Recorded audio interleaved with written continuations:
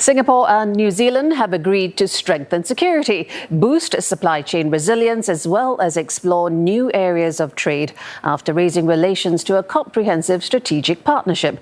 New Zealand is now one of 5 countries that shares this status with Singapore. Both have described the partnership as one that shows how small states have agency despite threats to international trade rules. Claudia Lim has more from Auckland. New Zealand welcomes Singapore's Prime Minister Lawrence Wong in full tradition and style, with a powerful display of respect and friendship that also marks the start of a new chapter in Singapore-New Zealand ties.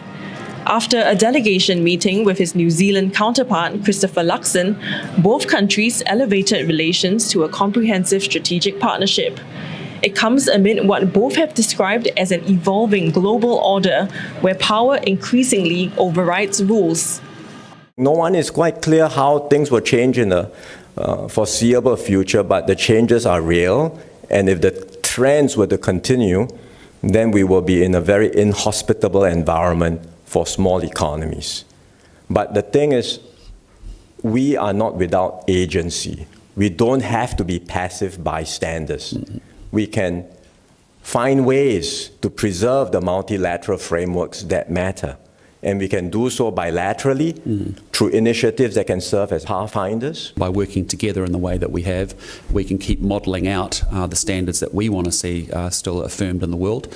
And that's why we keep making the case for free trade and the international rules-based system. So, and with the kind of agreements that we're putting together here and the things that we're, again, trailblazing and pathfinding on, we're going to continue to look for opportunities to do more of that.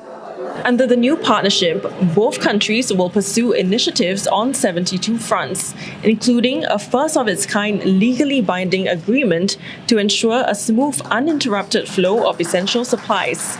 PM Luxon says it's a mutually beneficial move as Singapore imports over 90% of its food, while New Zealand relies heavily on imports for fuel and pharmaceuticals.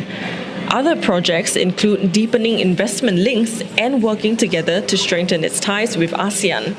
New Zealand has been a dialogue partner with ASEAN for many decades. The links have been growing through the Prime Minister's leadership. In recent years, we have seen more interactions between New Zealand and ASEAN. So we will build on that foundation to have a substantive, comprehensive strategic partnership between New Zealand and ASEAN.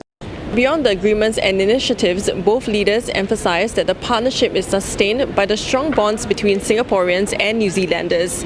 They add that it's the deep trust and shared vision that drives both countries to shape the region, especially ahead of the ASEAN and APEC meetings later this month. Claudia Lim, CNA Auckland.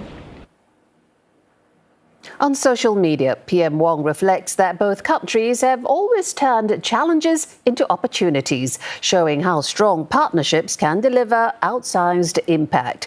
He adds that both are also determined to build a future that is secure, resilient and full of opportunity for all.